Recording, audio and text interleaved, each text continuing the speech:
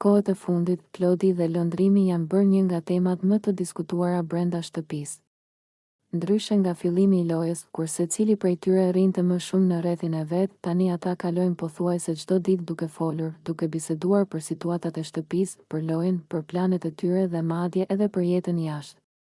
Banorët e tjerë kanë vënë re që ky afrim nuk është i zakontë dhe se diçka ka ndryshuar mes tyre. Shpesh, gjatë ditës, mund t'i shohësh ulur në obor, të futur në biseda të gjata, ku secili i rrëfen tjetrit mendimet që nuk ua thot askujt tjetër.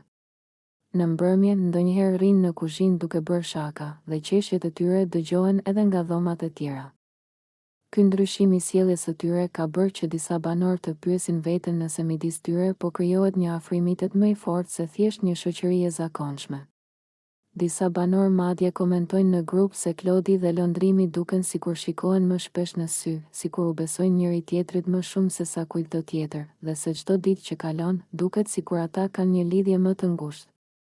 Disa çuditen, disa thjesht e pranojnë si afrimitet normal mes dy njerëzve që jetojnë nën të njëjtën çati, ndërsa disa të tjerë pyesin veten se çfarë mund të ndodhë më tej. Ndërkohë, Klodi duket i qetë përballë gjithë këtyre komenteve. Ai vazhdon të qëndrojë me lëndrimin. Të flas hapur dhe të qesh natyrshëm, sikur komentet e banorëve të tjerë nuk e shqetësojnë as pak.